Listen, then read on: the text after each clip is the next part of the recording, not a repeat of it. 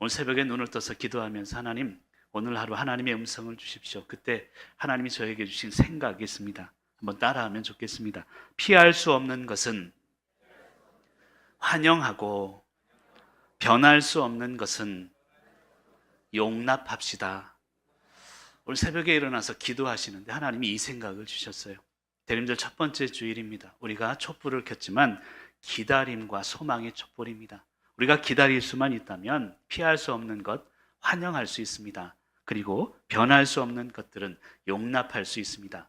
기다리지 못하기에 우리의 삶은 용납하지 못하지 않는가, 평안이 깨지지 않는가, 그런 생각을 해봅니다.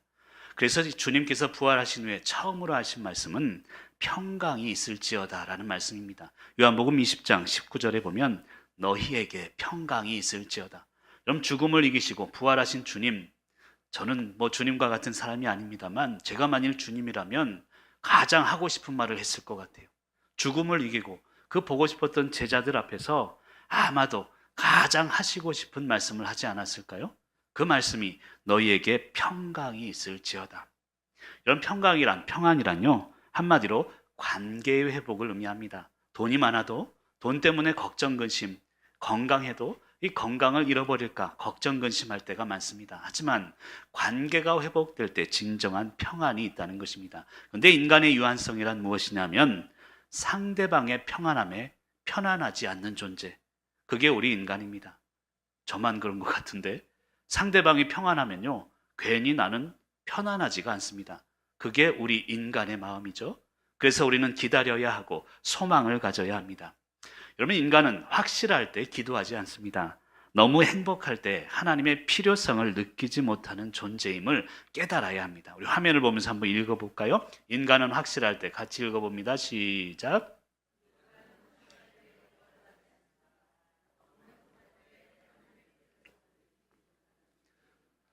그분의 사랑과 관심이 간섭처럼 느껴진다면 그때가 정신 차려야 할 때입니다. 아멘. 저는 저 자신에게 하는 말입니다.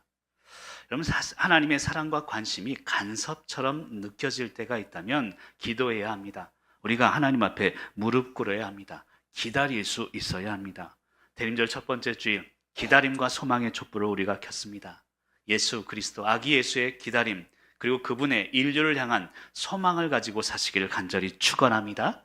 근데 사실 기다림은 인간의 속성은 아닙니다. 하나님의 속성입니다. 그래서 이사야 30장 18절에 보면 그러나 여호와께서 기다리시나니라는 표현을 합니다. 사실은 우리가 기도하고 기도 응답을 내가 기다리는 것 같지만 하나님이 기다려주고 계신다는 것을 우리는 알아야 합니다. 인간은 빠른 해답을 원하지만 하나님은 우리를 기다리고 계십니다. 그리고 우리가 익어가길 원하고 계십니다. 익어갈 때 하나님은 기도의 응답을 주시기 때문입니다. 그런 의미에서 광야는요, 영원히 머무는 곳이 아닙니다. 광야는 잠시 통과하는 곳일 뿐입니다. 그리고 광야를 통과하면 내 삶이 익어간다는 것을 우리는 깨달아야 합니다. 인간의 소망 또한 마찬가지입니다. 죄인은 욕망으로 살고 성도는 소망으로 살아가는 것입니다. 나를 태워야 내 안에 있는 욕망과 조바심이 하나님이 주시는 기다림과 소망으로 바뀌게 될 줄 믿습니다. 근데 우리의 인생은 그렇지가 못할 때가 많습니다. 나는 기다리고 나는 소망하며 산다 하지만 세상이 나를 그냥 두지 않을 때가 많습니다.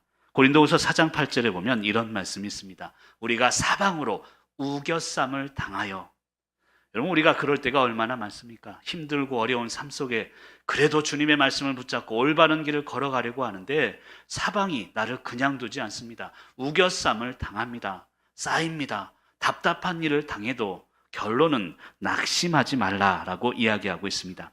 그러면서 고린도후서 4장 16절에 보면 낙심하지 않는 이유에 대해서 이런 이야기를 합니다.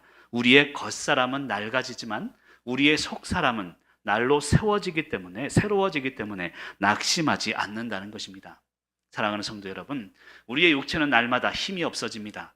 근데 우리의 속사람은 날로 새로워지는 것을 믿으시길 바랍니다. 근데 사실은요, 현실적으로는 그렇지 못합니다. 심리학자들 이 연구 결과에 의하면 인간은요, 나이가 들수록 감정이 더 빨리 늙는다라는 연구 결과가 있습니다. 그러니까 육체도 늙어가죠. 육체도 힘이 없어지지만 감정 또한 오히려 육체보다 더 빨리 늙어간다는 거예요. 그래서 어르신들 보면 자그마한 것에 섭섭해하고 자그마한 것에 민감하게 되는 이유가 거기 있다는 것입니다. 근데 말씀은 분명히 이야기합니다. 겉사람은 낡아지지만 속사람은 날로 새로워진다. 그냥 있어서 되는 게 아니라는 것입니다. 우리의 기다림, 말씀에 대한 사모함, 기도를 통한 우리의 영적인 성장이 이루어질 때 우리의 속사람은 날로 새로워질 줄 믿습니다. 환난에 경한 것, 그것이 아니라 영광에 중한 것을 볼 수 있는 믿음, 그것이 새로워지는 믿음임을 오늘도 기다리시기를 바랍니다. 근데 기다린다는 것이 쉬운 일은 아닙니다. 몇 년 전에 신방하다 보니까 노처녀가 있는 가정, 딸이 아직도 결혼을 안 했대요. 그 어머니의 기다림은 딸의 결혼을 기다림입니다. 저에게 기도 제목을 내놓는데 그 기도 제목을 듣고 제가 푸식 하고 웃었습니다. 기도 제목이 뭐냐면 내 남편 같은 남자 만나지 않도록 기도해 주세요. 그러더라고요. 저도 처음에는 여러분처럼 웃었어요. 근데 그분의 이야기를 듣다 보니까 눈물 젖은 이야기예요. 남편이 바람을 피웠습니다. 매일 술 먹고 오고 그러다 보니까 우리의 딸만큼은 그런 남자 만나지 않기를. 근데 그 기도 제목을 들어보면서 여러분 용서하십시오. 그건 기도가 아니라 한이더라고요. 여러분 우리의 기도가 한이 되어서는 안 됩니다. 우리의 기도는 기쁨이 되어야 되고 소망이 되어야 되는 것입니다. 왜 우리의 기도가 한으로 이어지게 되는 것입니까? 한마디로 내가 원하는 것을 기도하기 때문입니다. 우리의 기도의 제목은 내가 원하는 것이 아니라 하나님께서 원하시는 것을 기도해야 될 줄로 믿습니다. 여러분 축복이라는 단어를 제가 한자로 살펴보았더니요. 축은 빌다 축자입니다. 그리고 복은 여러분 좋아하는 복복자예요. 제가 축구를 보다가 축구에도 축자가 있더라고요. 그 축구의 축자를 축복에 대입을 해봤더니 축구의 축자는 뭐냐면 차다 축자예요. 우리 성도들의 축복은 차다 축자를 써야 되지 않을까 생각이 듭니다. 왜냐하면 세상적인 축복을 차버려야 하나님이 주시는 진정한 복이 있기 때문 아닐까 믿습니다. 그러면 하나님이 주시는 진정한 복이 우리에게 옵니다. 그래서 기다려야 된다는 거예요. 세상적인 축복이 아니라 세상적인 욕망, 세상적인 것들은 다 차버리고 하나님이 주시는 축복을 기다리는 그 은혜가 있어야 합니다. 근데 그 기다리는 게 쉽지는 않습니다. 그래서 9절에 보면 이런 말씀을 합니다. 이보다 더 좋은 것. 여러분 기다리면요, 지금은 힘든 것 같아도, 지금은 응답되지 않은 것 같아도 이보다 더 좋은 것을 하나님은 주십니다. 10절에 보면 잊어버리지 아니하시느니라. 하나님은 우리의 눈물을 잊지 않으시는 분이십니다. 그리고 12절에 보면 게으르지 아니하고 믿음과 오래 참음으로 말미암아 우리에게 기다림의 열매를 주신다는 것입니다. 사랑하는 성도 여러분, 그래서 기다려야 합니다. 믿음과 오래 참음. 근데 그 앞에 보면 게으르지 아니하고라는 표현이 있어요. 우리 믿음도 게으른 믿음이 되어서는 안 됩니다. 우리의 오래 참음도 게으른 오래 참음이 돼서는 안 된다는 것을 믿으시기를 간절히 축복합니다. 여러분 애니 딜라드라는 사람이 이런 얘기를 했습니다. 하루를 사는 모습이 평생을 사는 모습이 된다라는 이야기를 했습니다. 오늘 하루 내가 살아가는 모습이 평생 나의 모습이 됩니다. 그 밑에 보면 성경책이 한번 같이 읽어볼까요? 이런 말이 있습니다. 성경책이 시작. 아멘. 이건 누가 한 말일 것 같아요? 제가 쓴 말입니다. 거기다 우종범 목사 쓰시길 바랍니다. 근데 제가 느끼는 것은 그래요. 우리의 삶이 힘들고 어려울수록 성경책이 달아 없어져야 합니다. 성경책이 달아 없어질수록 내 삶은 그만큼 채워진다는 것을 믿으시기를 간절히 축복합니다. 그런 기다림이 있어야 합니다. 지금은 이루어지지 않는 것 같지만 말씀 붙잡고 날마다 기다리는 기다림의 은혜, 그것이 소망으로 이어진다는 것입니다. 오늘 우리가 대림절 첫 번째 주일 기다림과 소망의 촛불을 켰습니다. 오늘 촛불의 의미를 되새기며 우리의 삶을 돌아볼 수 있기를 간절히 축원합니다. 먼저 첫 번째로 우리의 기다림은요, 무엇을 기다리는가가 중요하다는 것입니다. 기다림이 중요하지만 그보다 더 중요한 것은 무엇을 기다리는가가 중요합니다. 첫 번째로 한번 읽어주시면 좋겠습니다. 첫 번째로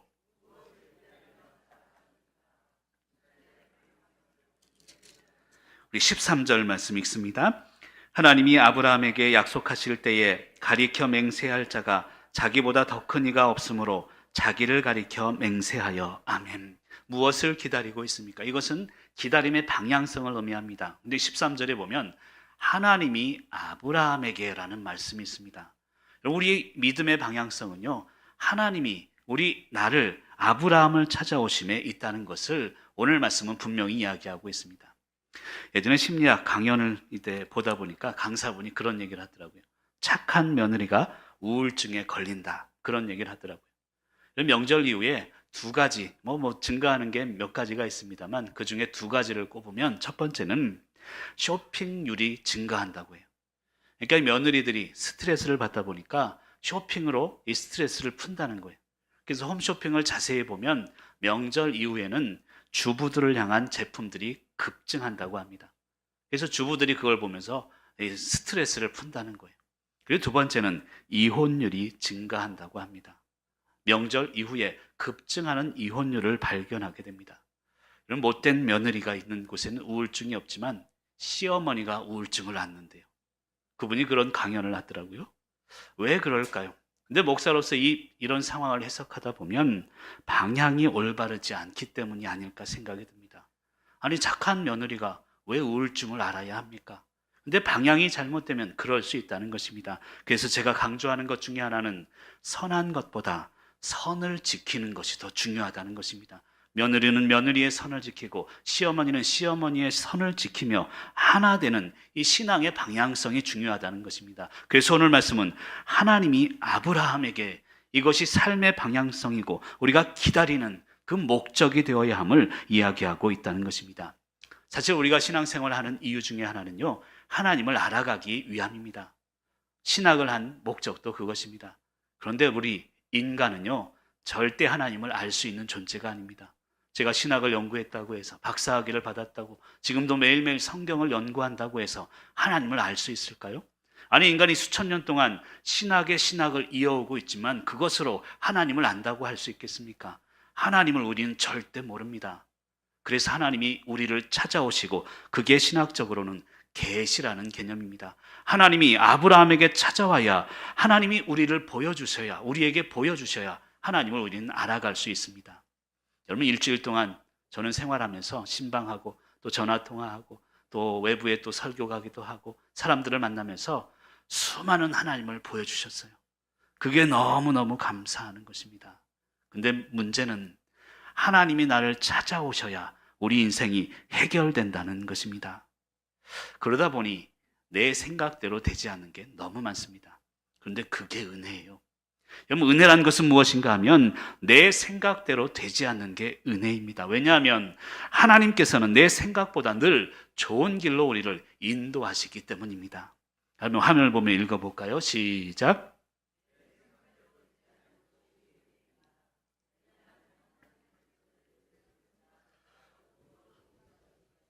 여러분, 이것을 깨달으면 우리의 인생이 늘 기쁨으로 넘쳐납니다. 내 생각대로 되지 않는 게 오히려 은혜예요. 왜냐하면 우리의 생각보다 늘 좋은 길로 하나님은 우리를 인도하시기 때문입니다. 사랑하는 성도 여러분, 그래서 오늘 13절 말씀은 이야기합니다. 자기보다 더 큰 이가 없으므로 자기를 가리켜 맹세했다라는 표현을 합니다. 하나님보다 크신 존재가 없기 때문에 하나님은 하나님 당신을 가리켜 우리의 약속을, 우리에게 주시는 축복을 맹세하셨다는 것입니다. 그래서 아브라함에게 하나님은 축복을 약속하셨습니다. 여러분, 갈라디아 3장 9절에 보면 그런 말씀이 있습니다. 우리 같이 한번 읽어볼까요? 그러므로 믿음으로 말미암은 자는 믿음이 있는 아브라함과 함께 복을 받느니라. 아멘. 여러분, 우리에게 주시는 복은요, 함께 복입니다. 나 혼자만 복이 아니고 함께 복이라는 거예요. 여러분, 안타까운 것은요, 은혜마저도 비교하며 살아가는 사람들이 있습니다.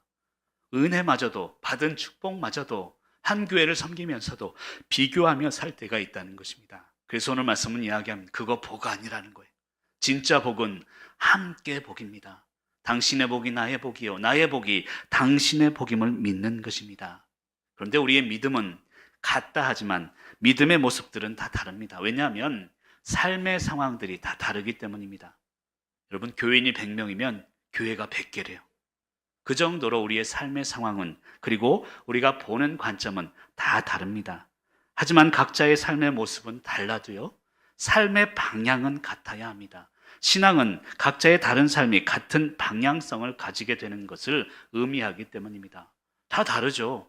내가 살아온 상황도 그리고 생각도 다르지만 방향성은 같아야 된다는 것입니다. 그래서 하나님이 아브라함에게 찾아오셨습니다. 하나님이, 즉 큰 개념이 아브라함에게 작은 개념으로 찾아가는 것, 그것이 바로 진정한 은혜라는 것입니다.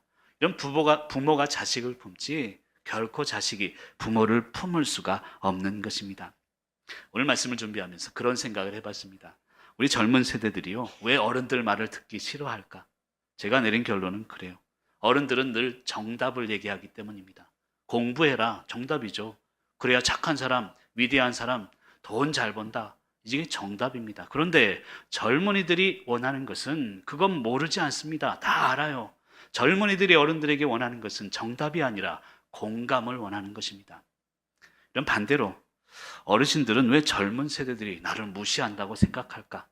제가 내린 결론은 인정해주지 않기 때문입니다. 어른들의 눈물, 어른들이 살아온 그 세월을 인정해주지 않기 때문에 서로를 기다려주지 못하는 것입니다. 저는 이것을 시대의 방향성이 아닐까 생각이 듭니다. 어른들은 젊은 세대들을 공감해주고 젊은 세대들은 어른들을 인정해주는 것, 이게 바로 세대의 방향성입니다. 그리고 이 방향성이 있을 때 우리가 기다리는 게 어떤 방향인지를 깨달을 때 주님이 우리에게 주신 은혜와 소망으로 이어지는 것을 믿으시기를 간절히 축원합니다. 이 방향성을 얘기를 드렸는데 이 삶의 방향성은요, 오래 참음이다라고 할 수 있습니다. 제가 두 번째로 하면 또 읽어주시면 좋겠습니다. 두 번째로 우리 15절 말씀 읽습니다. 그가 이같이 오래 참아 약속을 받았느니라. 아멘. 여러분, 무엇을 기다립니까? 우리의 기다림의 방향성이 중요한데 그 방향성은 오래 참음에 있다는 것입니다.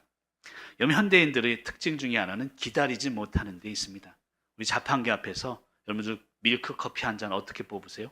자, 동전 넣습니다. 밀크 커피 누릅니다. 그리고 바로 손을 갖다 대요. 아직 나오지도 않았는데 이미 우리는 손을 갖다 대고 기다립니다. 얼마나 우리가 조급함이 있나, 기다리지 못하는가라는 생각이 듭니다. 그래서 삶의 방향성은 오래 참음과 기다림이 되어야 되는 것입니다. 좀 말씀이 어렵긴 합니다만 오래 참음이란 개념은요, 사실 시간적인 개념이 아닙니다.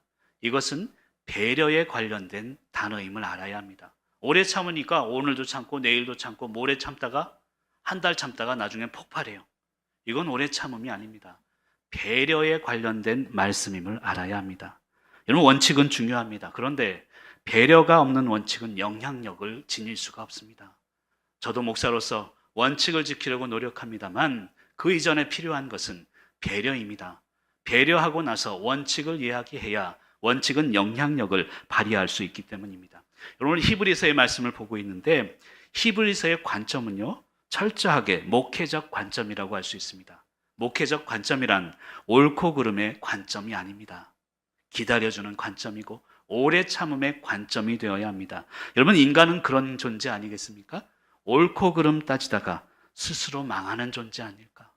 여러분, 정치인들 보세요. 다 옳대요. 나도 옳고 이쪽 당이 옳고 그러다가 서로 싸우다가 국민들의 신뢰를 잃어버리지 않습니까? 옳고 그름에 대해서 명확해야 합니다. 하지만 그 이전에 배려가 있어야 하고 철저한 기다림이 있어야 합니다.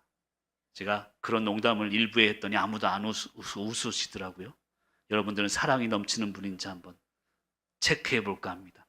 배려가 없으면 사람 벨입니다. 감사합니다. 웃어주셔서.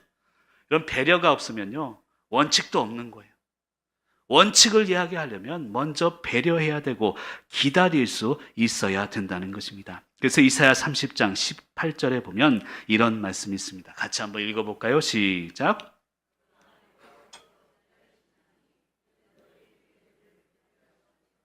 일어나시리니 이는 너희를 긍휼히 여기려 하심이라. 대저 여호와는 정의의 하나님이시라. 그를 기다리는 자마다 복이 있도다. 아멘. 하나님이 기다리신대요.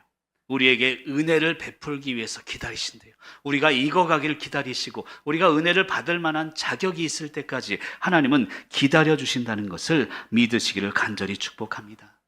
저는 목사로서 말씀을 열심히 연구하고 신방 열심히 하면서 성도님들과 함께 이렇게 저렇게 가르쳐야 된다고 생각했습니다. 근데 목회는 그런 게 아니에요. 우리 은퇴하신 목사님 저 뒤에 앉아 계십니다만, 목회는 가르치는 게 아니라 기다려주는 것이다. 그런 개념을 깨닫게 되었습니다. 변화되는 것, 그것을 기다려주는 것이 목회입니다. 그래서 힘들고 어려운 거예요. 일주일을 기다려주고 또 기다려주고 1년을 기다려주고 성도님들이 변화되는 것을 기다려주는 것이 목회입니다. 이런 부모도 아이를 키우면서 그렇지 않습니까? 아이가 바꿔지길 원하죠. 그래서 공부하라 이야기합니다. 그 말의 의미는 사랑의 표현입니다. 너무 안타까운 표현들이죠. 그런데 완벽한 부모가 자녀를 망칠 수 있다는 것을 알아야 합니다. 여러분, 완벽한 목사가 성도를 망치는 거예요. 그래서 하나님은 이 부족한 놈을 이 자리에 보내신 줄 믿습니다. 완벽하면요, 그 완벽함 때문에 부모도 망치게 됩니다. 부모의 역할은 자녀를 기다려주는 것입니다. 자녀에 대한 오래 참음이 바로 부모의 방향성임을 알아야 합니다. 저도 두 딸의 아버지이긴 합니다만 큰딸을 키우면서 참 힘들 때가 많았습니다. 브라질을 갔다 오고 나서 포르투갈어를 잘하니까 이제 고등학교 입학하면서 포르투갈어 더 열심히 공부해서 대학을 포르투갈어 전공을 해라, 그런 이야기를 했습니다. 그때 말을 안 들어요. 그래서 그림 그리기를 좋아해서 미술을 막 한동안은 하다가, 그림 굉장히 잘 그려요, 큰딸이. 그러다가 또 수학을 전공하겠다네요. 수학 공부를 열심히 하다가 그러다가 마침내 한 게 포르투갈어예요. 부모로 보니까 마음이 안타까운 거예요. 내 말 좀 들었으면 그때부터 계속 포르투갈어 계속했으면 더 잘할 텐데. 근데 여러분, 그런 말 저는 한 적이 없어요. 왜냐하면 돌고 돌고 돌아왔지만 그 과정이 더 중요한 거예요. 그 아이에게는 돌고 돌고 돌고 눈물 흘렸던 그 경험들, 그것이 더 중요한 것임을 알아야 합니다. 오늘 좀 부탁드리고 싶어요. 자녀들에게 부모의 상을 세우지 마시길 바랍니다. 여러분, 10계명의 두 번째 계명에 보면 형상을 만들지 말라는 계명이에요. 부모의 형상 만들지 마세요. 내가 이렇게 고생했으니까 너도 이렇게 고생하며 힘들게 살았으니까 올바로 살아야 돼. 이것이 어떻게 보면 우상 숭배의 길임을 알아야 합니다. 저도 목사이지만 목사의 자녀들이요, 빗나간 자녀들이 많습니다. 왜냐하면 목사의 자녀의 상을 딱 만들어놨어요. 너는 목사의 자녀니까 예배 잘 드려야 되고 술 먹지 말아야 되고 올바로 자라야 된다. 이 목사의 상을 미리 만들게 되면 아이들은 오히려 빗나갈 수 있는 것입니다. 사랑하는 성도 여러분, 기다려 주시길 바랍니다. 다만 모범은 보이셔야 합니다. 기다리며 우리의 부모의 모범을 보일 때 아이들은 부모의 삶을 자연스럽게 따라가게 되는 것입니다. 그래서 기다림의 촛불을 켜야 합니다. 오래 참음은 바로 삶의 방향성이기 때문입니다. 이런 오래 참음이란 것은요, 아까 배려와 관련된 단어라고 설명드렸습니다만, 두 번째는요, 시간과 관련된 속성이 아니라 하나님의 뜻과 관련된 속성입니다. 그러니까 오래 참음이라는 것은 그냥 오늘 내일 무조건 참으라 이게 아니에요. 그러다가 언젠간 터진다니까요. 하나님의 뜻과 관련된 개념이에요. 다시 얘기하면 내 뜻을 이루는 과정이 아니라 하나님의 뜻을 이루는 과정이라는 의미가 바로 오래 참음의 의미입니다. 제가 예전에 한평생 글을 빠른 길, 바른 길이라는 글을 쓴 적이 있습니다. 여러분, 빠른 길을 가려고 하다가 더 늦어요. 바른 길을 가다 보면 오히려 그 길이 빠른 길이 되는 것입니다. 사랑하는 성도 여러분, 그래서 우리의 삶의 방향성은 기다려주는 것이고 오래 참음이 되어야 합니다. 물론 오래 참음은 고통의 시간입니다. 좌절의 시간입니다. 하지만 오래 참음 속에서 하나님은 일하신다는 것을 믿으시길 간절히 축원합니다. 욥기 38장 3절에 보면 이런 말씀이 있습니다. 같이 한번 읽어볼까요? 너는 시작.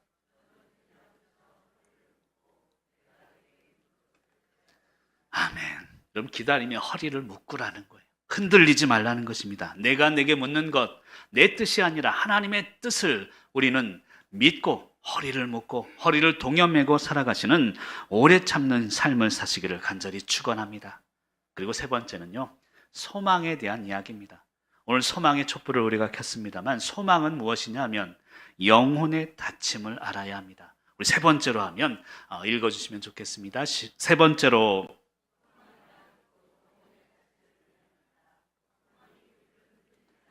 우리 19절 말씀 읽습니다. 우리가 이 소망을 가지고 있는 것은 영혼의 닷 같아서 튼튼하고 견고하여 휘장 안에 들어가나니. 아멘. 오늘 대림절 촛불처럼 기다리시길 바라요. 오래 참길 바랍니다. 그것으로 끝나서는 안 됩니다. 소망의 촛불을 우리 어두운 마음 가운데 피고 살아야 합니다. 올바른 소망은 우리의 영혼의 닷과 같기 때문입니다. 여러분, 닻을 내리면요, 풍랑이 일어도 바람이 불어도 그 자리를 지킬 수 있습니다. 닻을 내린 배는 끝까지 그 자리를 지키는 것입니다. 소망이 있는 사람은 내 자리를 끝까지 지킬 수 있는 것입니다. 여러분, 소망이 없다면 인간이 살아갈 수 있을까요? 여러분, 힘들고 어려워도 자녀에 대한 소망이 있으니까 그 배고픔과 눈물을 참으신 거 아니에요.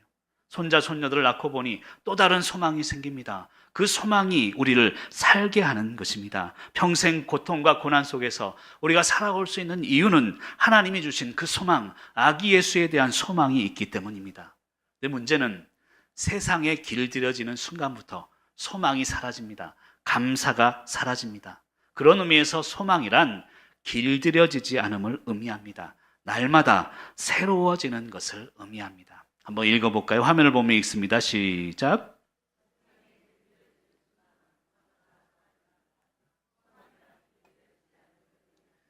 날마다 새로워지는 것을 의미합니다. 아멘. 여러분, 소망이란요, 길들여지지 않는 거예요. 길들여지는 순간 소망도 사라집니다. 세상적 방법에 무디어지는 순간부터 우리의 소망은 사라지는 것임을 알아야 합니다.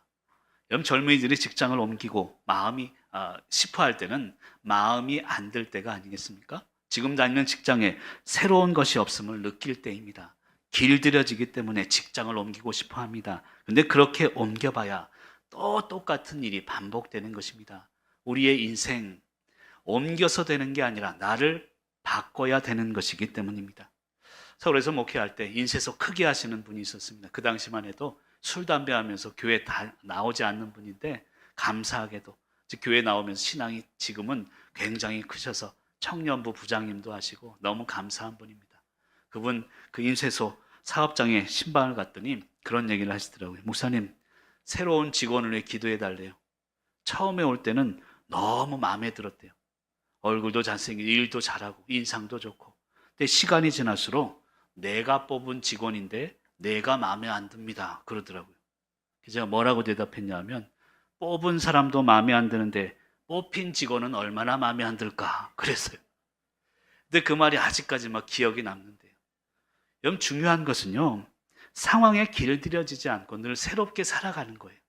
새로운 마음, 새로운 소망을 품는다면 늘 우리의 삶이, 지금 상황이 새로운 기쁨으로 살아갈 수 있는 것입니다. 이런 뿌리가 깊은 나무일수록 옮기기가 힘들어요.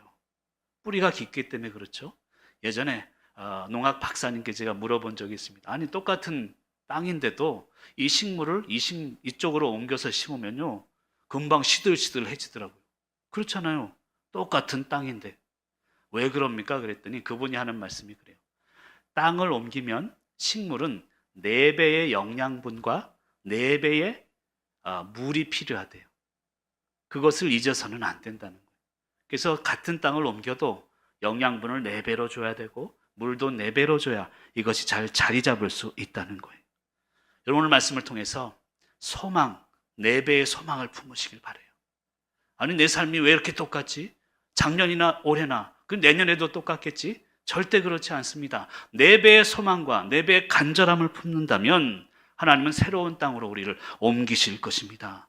간절함이 없기 때문에 우리는 여전히 동일한 삶을 살아가는 것입니다. 그래서 11절, 12절에 보면 이런 말씀이 있습니다. 첫 번째는 끝까지.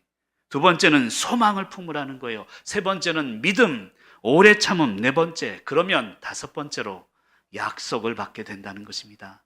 끝까지 소망을 가지고 믿음으로 오래 참으시길 바랍니다. 그러면 하나님이 주시는 약속을 믿게 될 줄 믿습니다. 어제 트리 작업을 하면서 안수 집사님들 중심으로 몇 분이 오셔서 추운데 막 십자가에도 올라가시고 여러 가지 일들을 하시더라고요. 제가 말씀 준비하면서 제대로 도와드리지 못했습니다만 왔다 갔다 하면서 물어봤어요. 집사님 힘드시죠? 그랬더니 아니래요. 재밌다는 거예요. 그래서 제가 느낀 게 있습니다. 혼자 하면 노동인데 함께 하면 놀이구나. 그 생각이 들었어요. 여러분, 소망은 그것입니다. 혼자 품는 것은 욕망일 수 있습니다. 우리 교회가, 우리 가정이 함께 하나 된 마음으로 소망을 품어야 그게 놀이가 되고 재미가 될 수 있는 것입니다. 그리고 그 재미가 하나님이 주시는 의미를 가지게 되는 것입니다.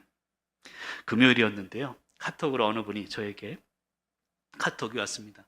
뭐 개인적인 일이라 구체적으로 얘기를 드릴 수 없지만 인생에 큰 선택을 했어요. 근데 그 선택이 자신에게 너무 힘들고 고민이 된다는 거예요. 내가 한 선택이 맞습니까? 목사님, 그러더라고요. 그래서 제가 카톡으로 그렇게 썼습니다. 내 선택이 옳은가 그른가 하는 것은 중요하지 않습니다. 하지만 하나님은 늘 내 선택과 끝까지 함께 하신다는 사실이 더 중요합니다.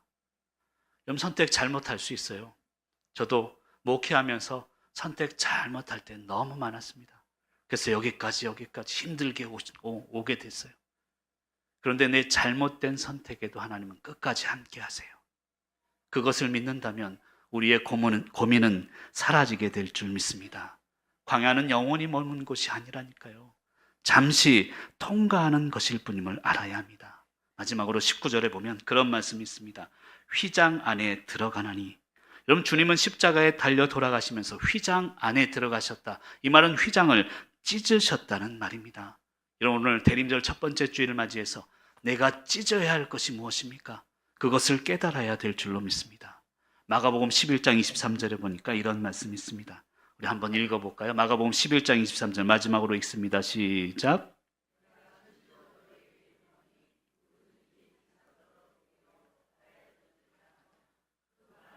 이루어질 줄 믿고 마음에 의심하지 아니하면 그대로 되리라. 아멘. 오늘 예배 끝나면 저 울산바위 앞으로 갑시다. 저 울산바위가 동명항 쪽으로 속초교회 앞으로 옮겨지기를. 하나님이 원하시면 그렇게 해주실 거예요. 그걸 확신합니다. 그런데 오늘 말씀 속에서 우리가 깨달아야 되는 것은 이 산이라는 개념은요, 눈에 보이는 산이 아니에요. 굳어있는 내 마음을 의미합니다. 그 마음을 옮기라는 거예요. 그래야 하나님이 주시는 기다림과 하나님이 주시는 소망의 열매를 우리는 맺게 될 줄 믿습니다. 오늘 우리가 아기 예수의 오심을, 탄생을 기다리면서 무엇을 기다리고 있습니까? 오래 참고 있는가 돌아보시면서 내가 원하는 소망이 무엇인지, 또 내 안에 있는 굳어진 내 마음의 산을 옮기며 새로운 촛불을 키며 승리하시는 소망의 삶을 사시기를 간절히 축원합니다.